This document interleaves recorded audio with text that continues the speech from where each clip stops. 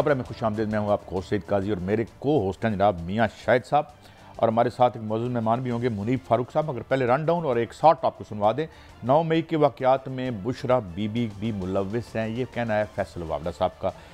PTI फैज़ हमीद पर तकसीम है, सलमान अकरम राज साहब का और मौक़िफ़ है, जबकि गौहर साहब का, बैरिस्टर गौहर का मौक़िफ़ मुख्तलिफ बताया जा रहा है। सालाना 600 अरब रुपए का नुकसान हमारे बिजली के सेक्टर में होता है। It may be a gross under estimation, लेकिन कोई बात नहीं, आज 10 वजारतें हमने और शामिल कर ली हैं। अभी आपने मेरे प्रोग्राम से पहले ये खबर तो देखी होगी।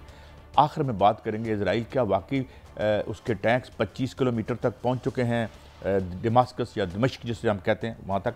मुनीब फारूक साहब, मैं आपकी तरफ आता हूँ। कल मियाँ शाहिद साहब ने एक खबर दी, मैं पहले आपको एक शॉर्ट सुनवाता हूँ फैसल वावड़ा साहब का, और फिर मैं सवाल करता हूँ काइंडली।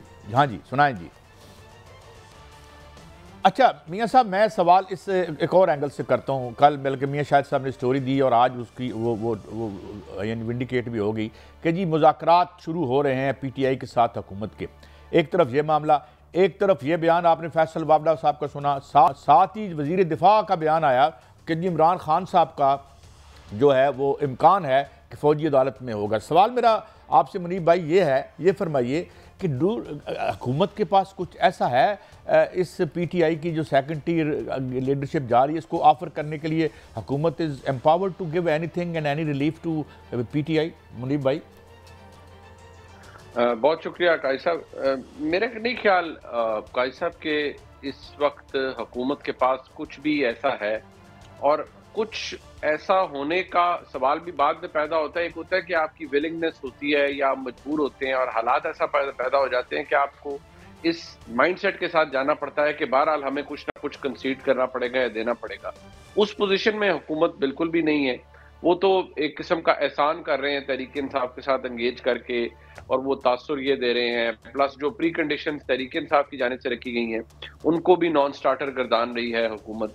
तो मुझे कोई बड़ी उम्मीदें नहीं वाबस्ता रखनी चाहिए, या हम सबको भी इन डायलॉग से, जिनके अंदर मुझे लगता है बड़े कोई फरोही किस्म के मामला शायद आए, जो इम्पोर्टेंट या मेक और ब्रेक वाली सिचुएशन है, वो तो शायद मुझे नहीं लगता कि कोई ऐसी इसके अंदर से निकले, अनलेस के इसके पीछे कोई और चीज़ हो रही होती, कोई बैकडोर ऐसा हुआ होता है जिसकी वजह से हुकूमत और पाकिस्तान तहरीक इंसाफ को कहा गया होता था कि आप बैठकर बात करें।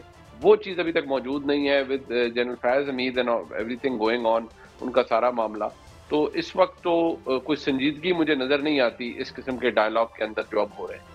अच्छा मियां साहब, मैं एक सवाल करता हूँ। भाई एक खबर ये है कि lieutenant general retired Faiz Hamid जो हैं वो मुबैना तौर पर अभी तक जो सामने आया है, जो उन पर इल्ज़ाम है, वो मास्टरमाइंड नजर आ रहे हैं 9 मई के, क्योंकि उसमें ये है कहा गया कि माँ पर जो है उनसे तफ्तीश जारी है। और जो खबर दे रहे हैं ज़राए वो ये कह रहे हैं कि जब इमरान खान ने कहा था कि मुझे गिरफ्तार कर लिया जाएगा, और उसने एक ज़मान पार्क में एक जो है वीडियो बयान भी दिया था, तो उसके बाद उनको गिरफ्तार कर लिया गया था। और जब वो गिरफ्तार हुए तो उस दौरान ये एक प्लानिंग बनी थी जो 9 मई की हुई थी। आपने भी देखा कि ऐसी ऐसी तनसीबात पर जो हमले हुए जहां पर किसी को वहमो गुमान में भी नहीं था। तो क्या आप समझते हैं कि आगे जो तफ्तीश का अमल अब शुरू होने वाला है उसमें बानी PTI बाकायदा तौर पर उसी तरह सामने तफ्तीश हो सकते हैं? देखिए, अभी तो इसमें जो सिलसिला शुरू हुआ है फैज़ हमीद साहब के हवाले से, अगर आप प्रेस रिलीज का जायजा लें तो उस प्रेस रिलीज के जो मदरजात सामने आए हैं उनमें जो खास तौर पे उर्दू में है, जो उसका जो पहला पार्ट है, उसके अंदर तो जो चीजें सामने आई हैं वो ऐसी नहीं है जिनके ऊपर आप कह सके कि कोई बहुत बड़ा तूफान है। लेकिन जो लेटर पार्ट है जिसके अंदर तफ्तीश है, जितने भी पुरतशद्दुद किस्म के वाकयात हुए हैं उनके हवाले से, तो वहाँ एक सीरियसनेस नजर आती है। इनफैक्ट जो दबाव है वो भी उन्हीं चीजों के ऊपर है। अब फैज हमीद साहब ने अपनी रिटायरमेंट के बाद क्या क्या किया, मेरे ख्याल में वो चीज अंडर इन्वेस्टिगेशन है। जो ड्यूरिंग टेन्योर उन्होंने किया उसके ऊपर चार्जशीट फ्रेम हो चुकी है, लेकिन कुछ चीजें ऐसी जरूर हैं जो कि उस चार्ज से भी ज्यादा शायद आगे जाएंगी, और वही शायद कनेक्ट करेंगी फैज हमीद साहब को इमरान खान साहब के साथ, ये क्लेम किया जा रहा है। अब इसका एविडेंस सामने तो नहीं है, बिकॉज ये एक ट्रायल है which is behind close doors, या एक प्रोसीडिंग है which is behind close doors. अब इसका नतीजा क्या निकलता है आगे चलकर, ये सिर्फ वक्त बताएगा।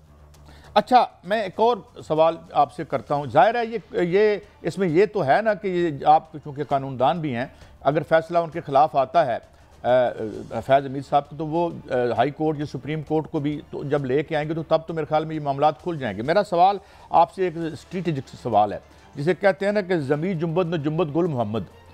वहाँ पे जो दूसरी तरफ शौकत यूसुफ जई साहब कह रहे हैं जी हम तो जा रहे हैं 14 तारीख को दोबारा ये जो है एहतजाज वाला मामला।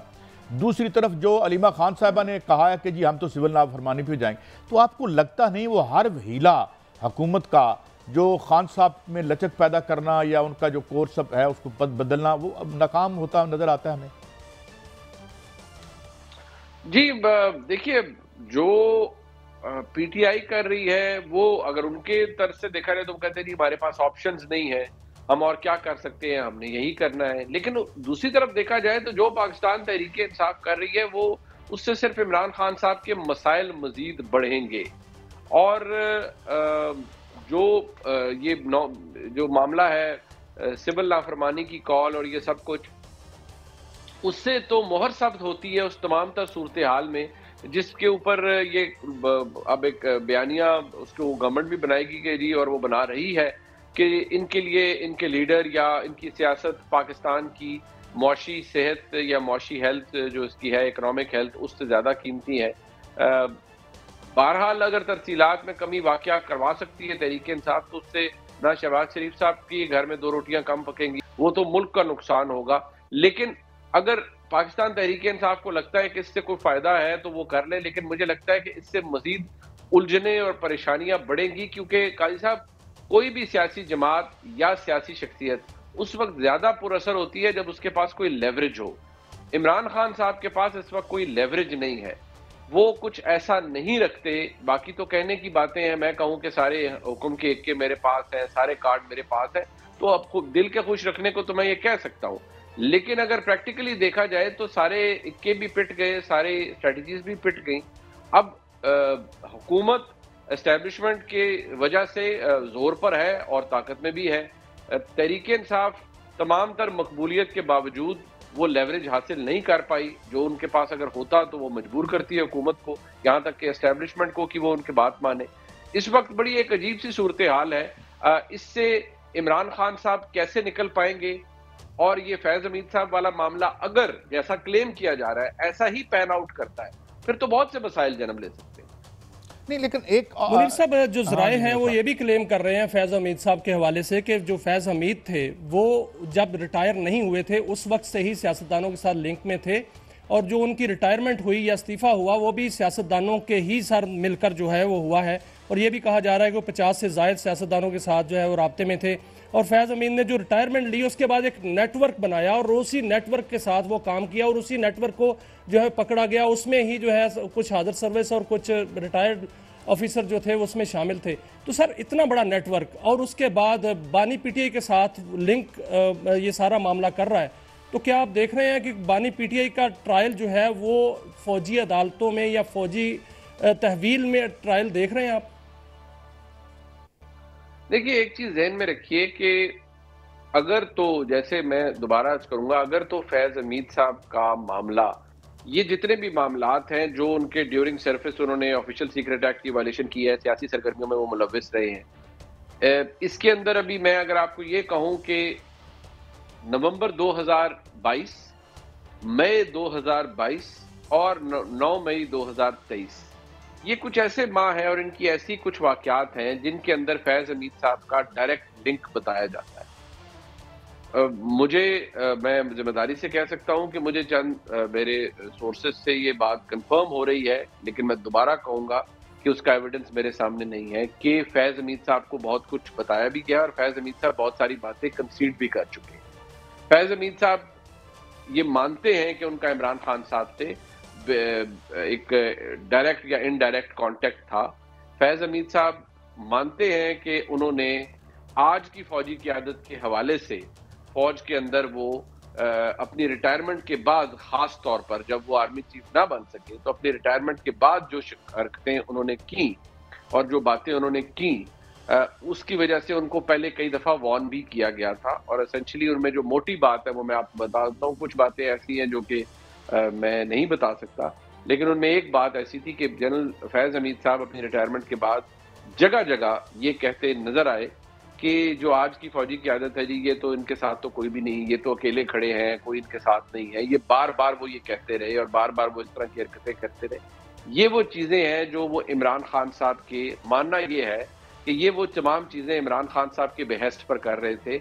और जो 9 मई 2023 था वो एक म्यूटनी और इंटरनल कू की एफर्ट थी, जिसमें फैज़ हमीद साहब और इमरान खान साहब हैंड इन ग्लव थे।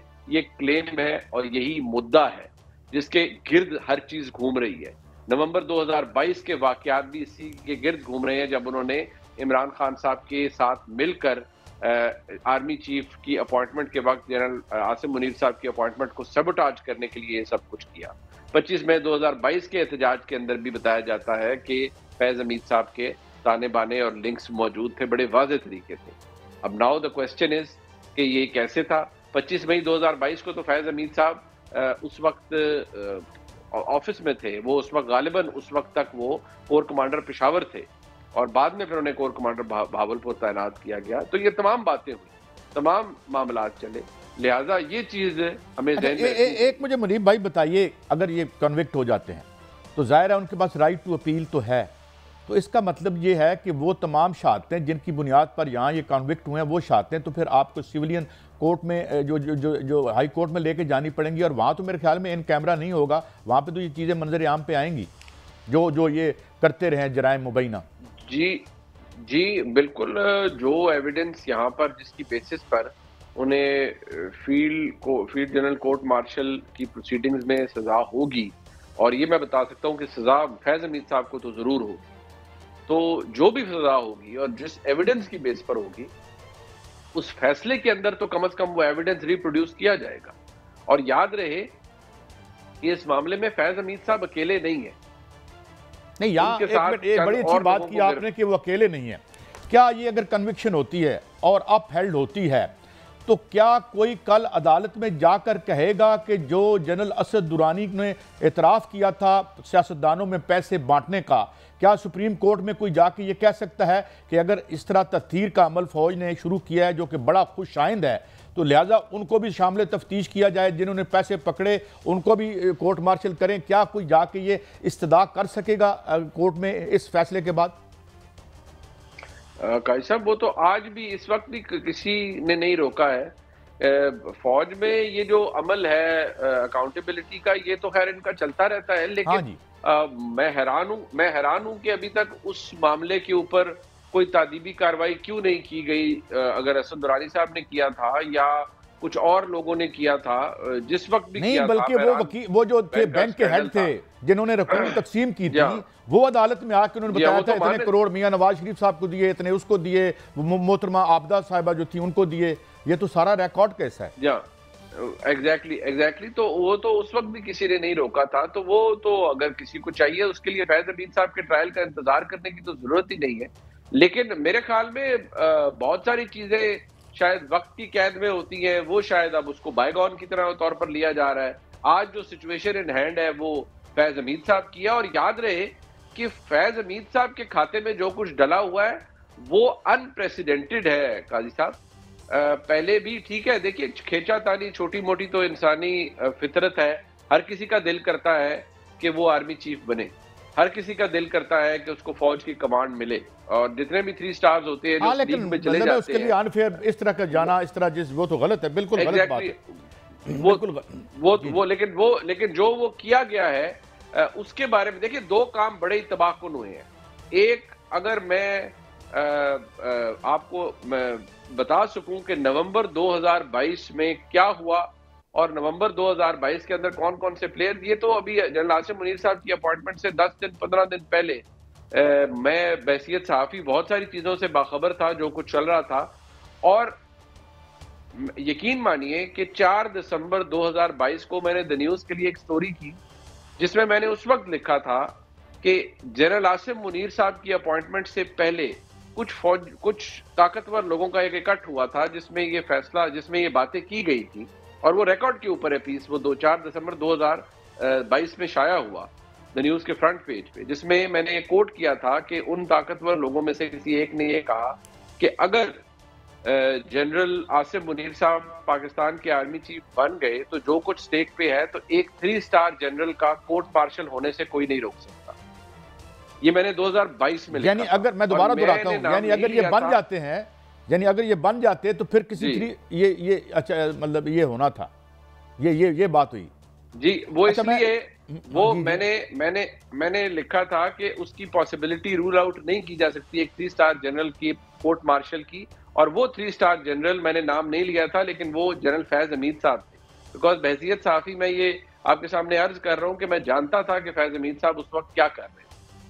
अच्छा, एक और ये मैं एक शॉट सुनवाता हूँ आपको ख्वाजा साहब का, ख्वाजा आसिफ साहब का, जो हमारे वजीर दिफा है, सुनाइए जी।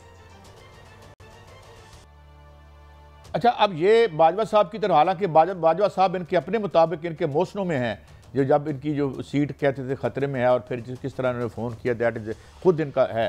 तो डू यू सी ये दायरा और वसी होगा? कम अज़ कम अगर असद दुरानी साहब तक नहीं जाता तो पिछले टेन्योर के कुछ लोग भी नेट में आ सकते हैं, जिस तरह ख्वाजा साहब इशारा कर रहे हैं। देखिए, मैं जनरल बाजवा साहब के हवाले से तो ये कहूँगा कि इस बात का एतराफ़ तो शायद वो खुद भी करते हैं कि वो इश्क़ इमरान में मुब्तला थे और उस वक्त की सारी एस्टैब्लिशमेंट भी उसमें मुब्तला थी, और ये भी कि बाजवा साहब नहीं चाहते थे, लेकिन पसंद नापसंद की हद तक शायद, कि वो नहीं चाहते थे कि जनरल आसिम मुनीर साहब पाकिस्तान के आर्मी चीफ बने।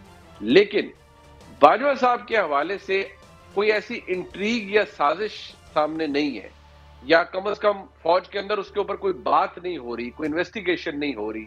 He is a free man. लेकिन सर, साबिक चीफ जस्टिस साकिब निसार के हवाले से तो बातें जो है वो हो रही हैं, और बुशरा बीबी के हवाले से भी हो रही हैं कि साकिब निसार जो है वो भी इस नरगे में आ सकते हैं, क्योंकि उनका भी उनके साथ गठजोड़ था और बहुत से ऐसे मामला सामने भी आए थे और रिकॉर्ड भी ख़त्म कर दिया गया था।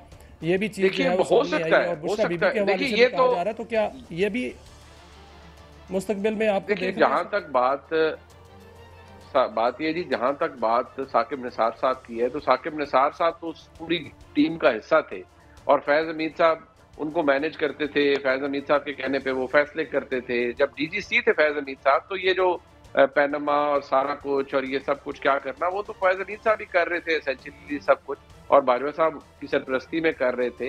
इमरान खान साहब को इक़्तिदार में लाया बड़े एक तरीके के साथ, लेकिन बिल्कुल साकिब निसार साहब उसके अंदर मौजूद थे। लेकिन 9 मई या उस तरह के वाकयात से साकिब निसार साहब का मुझे नहीं लगता कोई दूर दूर तक कोई ताल्लुक होगा। हाँ, जो इमरान खान साहब की अहलियां हैं उनके मुतालिक अगर कोई एविडेंस है, जो कि मेरे नॉलेज में नहीं है, अगर होगा तो जाहिर बात है फिर सवाल उस पर भी आएगा कि ये मैं आपको जरूर बता सकता हूँ कि Imran Khan Munir Farooq sahab, it is always a great pleasure you, I am hate to stop you. हमें बहुत सी खबरें आप देके जाते हैं, मगर सवाल ये है कि ये बहुत अच्छा है, ये अमले ततीर तो होना चाहिए, मगर हम जिन बातों का जिक्र कर रहे हैं, मिसाल के तौर पर ख्वाजा आसिफ साहब को भी बुला के पूछा जा सकता है कि आपने इलेक्शन के वक्त में क्या फ़ोन किया था और क्या टीवी पे आपने ये कहा, और क्यों आपने कहा कि हमें यहाँ जाने के लिए इस्टेब्लिशमेंट ने मियाँ साहब को बाहर जाने दिया था।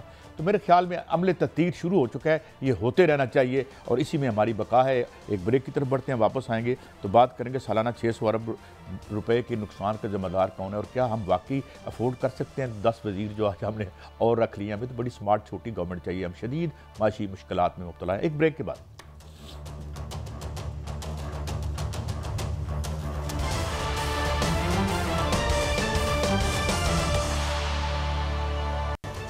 Welcome back. मियाँ साहब, आपने ये खबर दी है, मुझे तो ये बड़ी ग्रास अंडर स्टेटमेंट लगती है। 600 अरब रुपए तो कोई चीज़ ही नहीं है।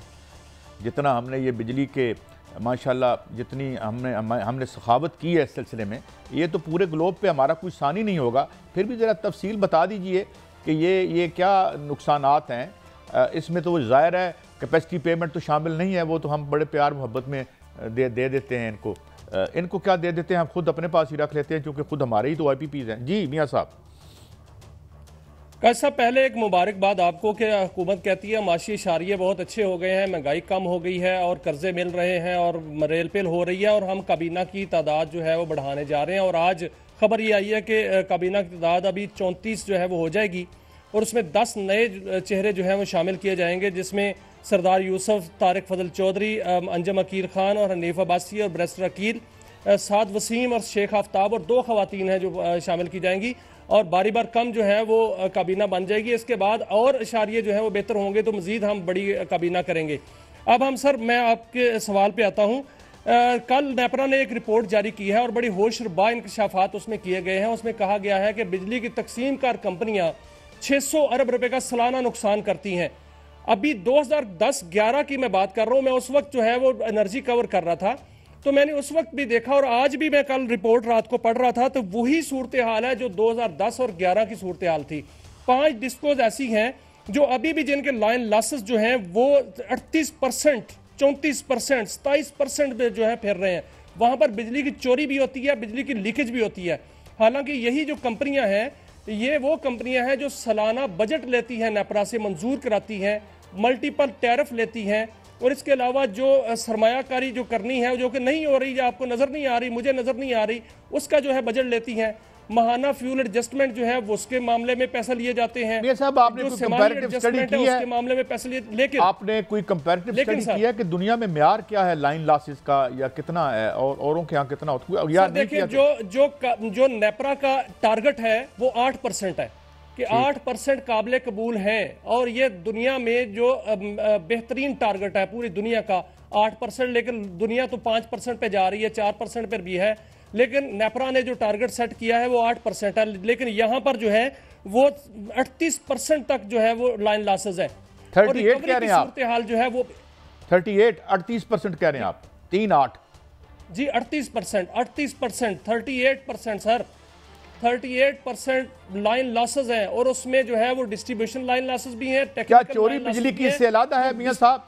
चोरी अलग है, ये चोरी समेत ये 38% है हमारी सखावत का जो म्यार है? ये सर 38% में जो है 17% चोरी है, बाकी जो है वो लॉसेज है, और 17% बिजली चोरी की नजर होती है। और चोरी कौन कर रहा है? चोरी आम सार्फ नहीं कर रहा, चोरी बड़े सार्फिन जो है वो कर रहे हैं। और चोरी जो है इतनी बड़ी तादाद में हो रही है कि मैं बताऊं कि पेस्को में 38% है, और कैप्को में जो है, कैस्को में 29% है, सेप्को में 34% है, हेस्को में 27% है, और लेस्को में 15% है। 8% तक इनके लाइन लॉसेस होने चाहिए, लेकिन इससे नुकसान ये अभी मैं ये स्टोरी चल रही है इस वक्त, हमारे नाज़रीन आप स्क्रीन पे देख रहे होंगे कि हमारी गैस की कीमतों में, ये कह रहे हैं कीमतें कम हो रही हैं, बड़ा अच्छे हालात हो रहे हैं। 850% कीमतों में, गैस की कीमतों में इजाफा हुआ। बिजली का आप देख रहे हैं, और यहाँ पे हम बात इंडस्ट्रियलाइजेशन की करते हैं, यहाँ पे हम समझते हैं हम एक्सपोर्ट बढ़ा लेंगे। मियाँ साहब, ये इस पर भी जरा गौर फरमाइए। ये 850% की ये गलत खबर तो नहीं लग गई कहीं? ये खबर नहीं काजी साहब, ये गलत खबर नहीं है। मैं इसका ब्रेकअप आपको देता हूं कि नवंबर 2023 में गैस के टैरिफ में 520% का इजाफा हुआ था, और फरवरी 2024 जो है उसमें 319% हुआ था, और अभी 49% जो है वो होने जा रहा है 1 जनवरी। इसके बाद भी हो रहा है माशाल्लाह, इसके बाद भी होगा, मजीद महंगी होने जा रही, यानी अभी 49% मजीद होगा, ये मजीद होगा, ये मजीद जो है वो गैस महंगी होने जा रही है। बिजली का टैरिफ जो है वो इतना महंगा हो चुका है कि 50 से 60 रुपए फी यूनिट में आम सार्फ को पड़ता है। इस पर जो है सरमायाकारी कैसे आएगी काजी साहब? क्या इसमें फैक्ट्रियां चल सकती हैं? क्या हमारी लागत जो है, पैदावारी लागत, उसमें कमी आ सकती है? दुनिया भर में पैदावारी लागत पे बात हो रही है, कंपटीशन जो है वो पैदावारी लागत पे है। हमारी चीजें कंपीट क्यों नहीं कर पा रही पूरी दुनिया में? WTO में हम हिस्सा क्यों नहीं डाला जा रहा हमारा? वो यही वजह है कि हमारी जो मियां साहब, ये भी खबर है आपके पास कि रिटायरमेंट एज कम कर रहे हैं, और पेंशन में ये क्या कर रहे हैं? मुझे समझ नहीं आई खबर की कि पहले तो कह रहे थे पेंशन हम खत्म ही कर दें क्योंकि ये बिला वजह जो है हम इनको पैसे दे रहे हैं। तो क्या ये इस हवाले से कोई खबर है आपके पास? देखिए काजी साहब, इसमें IMF जो है उसकी कंडीशन थी कि जो रिटायरमेंट डेट है वो कम की जाए, और उस हवाले से एक तजवीज़ गई वज़ीर आज़म के पास 5 साल कम करने की और 55 साल जो है वो करने की। लेकिन ये सिर्फ सिविलियन के लिए होगा और गवर्नमेंट के मुलाजमीन जो हैं उन पर होगा, और उस हवाले से इसका सबसे ज़्यादा इफेक्ट जो है वो ब्यूरोक्रेसी पर जो है वो पड़ेगा। लेकिन उनके लिए बंदोबस्त कर लिया ब्यूरोक्रेसी ने कि उनको जो है वो MP1 में जो है वो दूसरे महकमों में शिफ्ट किया जाएगा, और उनको जो है बड़ी नौकरियां दे दी जाएंगी। इससे ज़्यादा मिलेगी उनको MP1 में काजी साहब उनको नौकरियां दी जाएंगी दूसरे महकमों में। लेकिन इस हवाले से तजवीज़ जो है वो फिलहाल ज़ेरे गौर है। आज सेनेट की कायमा कमेटी में ये पूछा गया पार्लियामेंटेरियंस की जानिब से, तो वज़ीर ख़जाना ने कहा कि अभी ये बड़ी इनिशियल स्टेज पर ये तजवीज़ है, इस बारे में अभी फैसला नहीं हुआ, लेकिन अगर फैसला हो गया तो जो पेंशन है उसमें कंट्रीब्यूशन, जो मुलाजमीन का कंट्रीब्यूशन है वो भी होगा, उसमें भी कुछ हिस्सा जो है वो हुकूमत लेगी। अब वो किस तरह लेगी, क्या होगा, उसका ब्रेकअप जो है अभी सामने आने वाला है। वो जो सामने आएगा वो उसमें फाइनल होगा तो उसको मंजूरी के लिए हमने मियां साहब हमने 10 वजारतें तो हमने दे दी, क्योंकि हम, मगर ये ज़रा देखिएगा कि लाहौर समेत पंजाब के बेशतर सरकारी अस्पताल मुफ्त अद्वियात और टेस्टों की सहूलत से महरूम कर दिए गए हैं। और मैं ये भी अर्ज़ करता चलूँ, ये जियो की खबर है, और मैं ये भी अर्ज़ करता चलूँ कि हमारी जो जो हमारी आइन है, आइन में ये दर्ज है कि जी ये इलाज अगर किसी को इलाज नहीं कर सकता या इन्फर्मिटी की वजह से, बल्कि ये भी लिखा हुआ है कि इन्फर्मिटी की वजह से, बीमारी की वजह से अगर वो अपना रोज़गार कमाने से कासिर है तो रियासत उसका ख्याल रखेगी। इन पे बात नहीं होती, आर्टिकल ला दो, फलाने को फाड़ लो, पर्चा कर दो, इनके पैसे हम नहीं कम कर सकते, IPPs के 8.5% हमने गैस की कीमतें मुल्क के वसीतर मफाद में बढ़ा दी हैं, खुद ही हम हुकूमत में भी हैं, खुद ही कारोबार भी करते हैं, खुद मुनाफा भी कमाते हैं, और जो हमारी जो प्रॉफिटेबल हमारी हैं यूनिट्स, उनको हम प्रॉफिट को प्राइवेटाइज कर देते हैं, नुकसान को नेशनलाइज कर लेते हैं।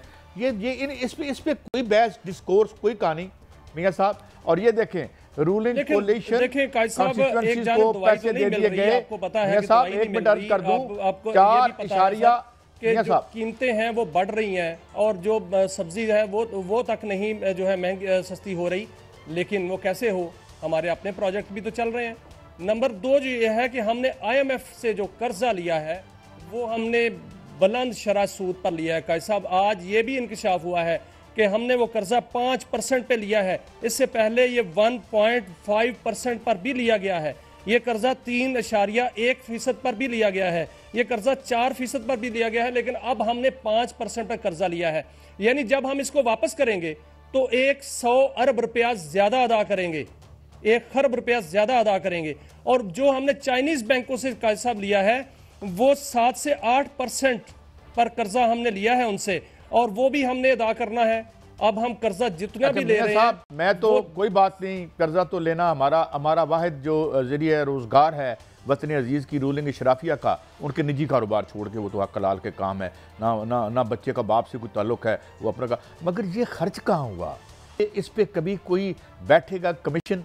और एक कमीशन फ्रांस में बैठा था जिसमें उस कमीशन ने नतीजा निकाला था कि 1 टका वहाँ भी अवाम पर नहीं लगा, तो अवाम ये अपने पैसे क्यों दे, इनसे लो। बहरहाल ये तो आपके तूफानों तबाह के लिए ऐसे होना तो नहीं है, कर्जे इन्होंने लेके खा जाने, अदा हमने करने। ब्रेक के बाद वापस आते हैं।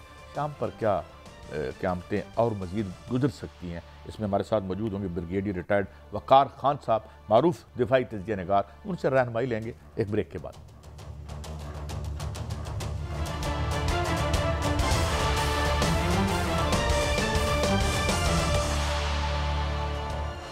वेलकम बैक नाज़रीन। थोड़ी शरह सूद के हवाले से कुछ हमें फीडबैक आ रहा था। सैयद नईरुद्दीन साहब हैं, वो एक फिक्र 6.42 बता रहे हैं डॉक्टर इकराम उल हक के हवाले से। ये हम कल इस पर बात करेंगे मजीद ताकि इस कन्फ्यूजन खत्म हो, मगर अखबार में 5% छपा हुआ था। हमारे साथ मौजूद हैं ब्रिगेडियर रिटायर्ड वक़ार खान साहब, मारूफ दिफाई तजिया निगार हैं। सर बहुत शुक्रिया आपके वक्त का। हजूर ये फरमाएँ कि कुछ खबरें ऐसी आ रही हैं कि कल तक तो कह रहे थे जी कि ये कोई बड़ा मिसप्लेस्ड है यूफोरिया इजराइल का, या जो वो खुशी मना रहे हैं, और अब कह रहे हैं जी कि टैंक जो हैं वो 25 किलोमीटर दमिश्क से दूर, सिर्फ 25 किलोमीटर तक आ चुके हैं। तो क्या इजराइल खुदा न खास्ता ओवर रन करने जा रहा है या एनेक्स करने जा रहा है दमिश्क को? जनाब वक़ार खान साहब, ये एक तो इनकी पुरानी ख्वाहिश भी है और हिस्टोरिकल रेफरेंस दे रहे हैं कि दमिश्क के ज़माने में जो यूएस स्टेट थी उसका हिस्सा रहा, जो कुरून औला का टाइम था। और बाकी जो है मेरे ख्याल इजराइल को चूंकि ना गजा में रोका गया ना उनको लेबनान में रोका गया, तो वो आप कह लें कि मुंह को खून लगा हुआ है, और वो कोशिश कर रहे हैं कि ये बेसिकली जो गोलान हाइट्स हैं उसमें जब ये आप कह लें कि 73 वॉर के बाद फिर एक अरेंजमेंट था कि एक बीच में बफर जोन था जो मेनली इजराइल और सीरिया के दरमियान है, और वहाँ पे एक माउंट है हेरमोन, बड़ा मशहूर है, जो सबसे हाईएस्ट पॉइंट है। वहाँ से अगर आप रडार्स वगैरह हो तो आप तुर्की, लेबनान, इजराइल और सीरिया में सारी एविएशन मूवमेंट को वो कर सकते हैं चेक जो है। एक तो उसकी बड़ी इंपॉर्टेंस है। बाकी ये बेसिकली तो धौंस धांधली है, लेकिन इसमें आई थिंक अभी जो बड़ी डेवलपमेंट है, ये आपकी बात ठीक है कि तकरीबन लोग कह रहे हैं कि दमिश्क से तकरीबन ये 25-30 किलोमीटर दूर है, और वहां से बॉर्डर नजदीक है। ये तुर्की के प्रेसिडेंट का भी आई थिंक बड़ा इंपॉर्टेंट स्टेटमेंट आया कल, वो गए हुए थे गाजियानटेप जो कुर्दिश इलाका है तुर्की का, और वहां से बड़ा स्ट्रॉन्ग स्टेटमेंट उन्होंने दिया है जी कि ये हम बर्दाश्त नहीं करेंगे। और अभी कॉल कर रही है आई थिंक जो अपोजिशन है जिन्होंने अभी कब्जा लिया है दमिश्क में तुर्की को, कि आप मजीद फोर्सेस भेजें, बिकॉज अभी डिफेंस के लिए उनके पास कुछ नहीं है, बिकॉज वो बिजी है उसमें। तो मेरे ख्याल में अभी चीजें अभी आगे खुलेंगी, और खुदा ना खास्ता ये लोग कह रहे हैं कि शायद तुर्की और इजराइल के दरमियान भी कोई टेंशन क्रिएट हो सकती है। तो क्या इससे तो साहब इसराइल जो है वो हमले कर रहा है शाम पे, और इसमें रूसी तंसीबात भी वहाँ पर मौजूद हैं और अमेरिकी मौजूदगी भी वहाँ पर है, और इसके अलावा ईरान जो है उसका भी वहाँ पर काफ़ी स्टेक है, तुर्की भी वहाँ पर है। तो क्या आप देख रहे हैं कि इसराइल अगर ये इस तरह हमला करता है और वहाँ पर जो है वो आलमी ताकतें कहीं वहाँ पर बहुत बड़ी लड़ाई तो नहीं होने वाली, और दमिश्क जो है वो तख्ता मश्क तो नहीं बनने वाला? जिसमें आपकी बात ठीक है, इसमें कुछ और रिपोर्ट्स भी हैं। देखें अभी इसमें अगर आप देखें तो पहले 6 मुतारक ग्रुप थे, मतलब Syria was not a monolith country तो था ही नहीं, कम से कम 2015 ऑनवर्ड जो है ये 6 हिस्सों में डिवाइडेड था। नॉर्थ ईस्ट में कुर्द हैं जो रुजावा बोलते हैं इस इलाके को, हमने शायद आज़ाद एक सल्तनत कायम कर ली है। फिर ये कुछ टर्किश एनक्लेव्स थे, बाकी जो है एक अमेरिकन बेस के थे एक एनक्लेव है, और कुछ जो है इवन आईसिस के पास था, और बाकी बशर अल असद के पास तकरीबन आप 65% था। तो ये जो आई थिंक राउट हुआ है, बिकॉज उसमें आपको पता होगा कि सेक्टेरियन अंडरटोन बहुत ज्यादा रही, 73% सुन्नी है, और I think al Assad family ने बहुत ज्यादा हाई हैंडेडनेस रखी है पिछले 50 साल में, तो वो भी एक फैक्टर है कि अवाम भी तंग थी। बाकी इस वक्त आई थिंक ईरान का तो मेन जो फोर्सेस विड्रॉ कर चुकी हैं क्रॉस इनटू इराक, रशिया के बेसिस हैं लाइक ऊपर लताकिया में और नीचे फिर तर्तस में है, वो मेंटेन कर रहे, उनकी कोई अरेंजमेंट है कि इसको नहीं छोड़ा जाएगा। लेकिन इजराइल ने अभी खुद क्लेम किया है कि पिछले आई थिंक 50 साल में सबसे बड़ा हवाई हमला उन्होंने किया, वो कहते हैं हमारी हिस्ट्री का सबसे बड़ा हमला हमने किया, और उसमें मेरे ख्याल कोई 478 अटैक कर चुके हैं। और उसमें उनकी कोशिश है कि सीरिया की जो मिलिट्री कैपेबिलिटी थी कन्वेंशनल, चाहे वो नेवी थी चाहे वो एयरफोर्स है, आर्मर है, उसको खत्म किया जाए, और कोई उसको रोकने वाला नहीं है। लेकिन अभी जो मेरे ख्याल में नई डेवलपमेंट यही है कि शायद तुर्की को स्टेप इन करना पड़ेगा, बिकॉज ये जो हाया तहरीर शाम है या HTS है, ब्रिगेडियर साहब अगर इसको कोई नहीं रोकता इसराइल को, तो इसराइल तो अपने मजमूम इरादों में आगे बढ़ रहा है, तो फिर वो शाम ले लेगा, शाम के बाद किसी और की बारी आ जाएगी, ग्रेटर इसराइल तो फिर इसी तरह बन जाएगा।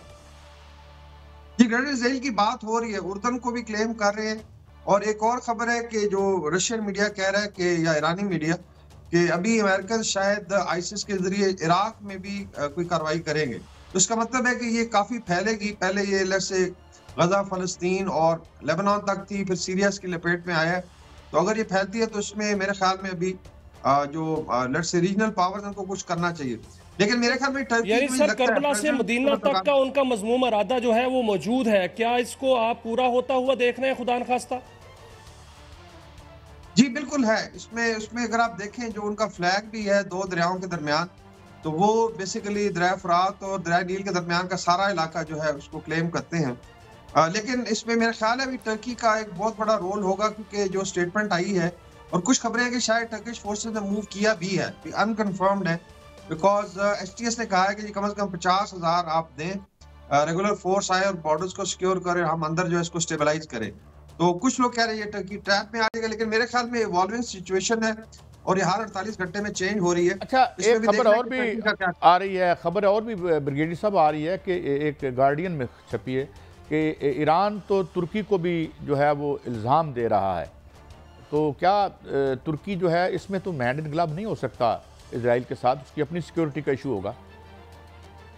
जी बिल्कुल, इसमें आई थिंक परसेप्शन इजराइल ये डेवलप करने की कोशिश कर रहा है, और उसमें आई थिंक टर्की की अगर आप मजबूरियां देखें, बिकॉज उसमें जो कुर्दिश इलाका है वहाँ से बहुत ज़्यादा टेररिस्ट अटैक भी होते रहे, और उन्होंने जो अरेंजमेंट किया था तैयब एर्दोगान, रशिया और ईरान के दरमियान कि ये जो है इसको बंद किया जाए। लेकिन जो कुर्दिश आई थिंक रजोवा स्टेट की बात हो रही है, वहाँ से अभी, बल्कि हम पिछले दिनों टर्की में थे तो वहाँ पे 2 टेररिस्ट अटैक हुए हैं अंकारा और आई थिंक उसके सबर्ब्स में। तो इसका मतलब ये है कि टर्की की अपनी जो है एक तो सिक्योरिटी कंपल्शन है, दूसरा ये कि इतना बड़ा वैक्यूम क्रिएट हो चुका है कि वो संभालने वाला नहीं था। उसमें एक बेसिक सीरियन नेशनल आर्मी है जिसको टर्की बैकअप करता है, फिर उन्होंने एनक्लेव्स रखे हुए हैं, और उनकी मेरे ख्याल में उनकी एक जेन्युइन रिक्वायरमेंट है। और इस वक्त कोई भी आगे बढ़ के, बिकॉज बशर असद बहुत ज्यादा वीक हो गए थे, कोई भी आगे बढ़ के अगर कम से कम इस एरिया को स्टेबलाइज करता है तो उसको मेरे ख्याल में तो वेलकम करना चाहिए। लेकिन इसराइल ने इसका डेफिनेटली फायदा उठाया, इसमें अमेरिका भी फायदा उठाएगा और इस वक्त आप कह लें कि इंस्टेबिलिटी की हालत है। वकार साहब ये फरमाइए जो मशरिक़ वुस्ता की सूरत हाल है वो दिन ब दिन खराब हो रही है और आलमी ताकतें, जो कि अमेरिका कहता था और ट्रंप ये कहते थे कि मैं ये जंग ख़त्म करा दूंगा, साथ वो ये कह रहे हैं कि जहन्नम बना दूंगा, तो आपको क्या लग रहा है कि क्या आलमी ताकतें तमाशा देख रही हैं या कोई वहाँ पर सियासत हो रही है, क्या या मशरिक़ वुस्ता में अमन कायम होगा, कोई किरदार अदा करेगा? जिसमें तो लोग बात करें कोलैप्स ऑफ ग्लोबल जो ऑर्डर था, आप कह लें पिछले 100 साल का, स्पेशली जब से यूएन बनी है, उसके आगे देख लें तो एक अरेंजमेंट था। तो वो लोग कह रहे हैं कि अभी तो जिसकी जो मर्जी है उस पर चढ़ाई कर देता है। इसी तरीके से हो सकता है कि रशिया किसी और इसमें थिएटर में इनको रिस्पॉन्ड करे, बिकॉज रशिया को बहुत बड़ा धचका लगा है। तो कोई किसी की सुन नहीं रहा। तो मेरे ख्याल में ना यूएन इफेक्टिव है, ना बड़ी ताकतें, हर एक का अपना इंटरेस्ट है। और ये मेरे ख्याल में जिस तरह वर्ल्ड वॉर 1 से पहले की सिचुएशन थी, हम उस तरफ जा रहे हैं कि इंटरनेशनल ऑर्डर जो है वो तकरीबन कोलैप्स कर चुका है और जो जिसकी जिसमें ताकत है, जोर है, वो अपनी मर्जी कर रहा है। और इसमें यही है कि खुदा ना खास्ता आगे जो है ये मेरे ख्याल में वॉर एक्सपैंड करेगी। पहले भी हमने इस पर बात की थी कि वॉर किधर किधर एक्सपैंड कर सकती है। अभी सिर्फ ये देखना है कि क्या सीरिया एक पाउडर केक साबित होगा या स्टेबिलिटी की तरफ जाता है।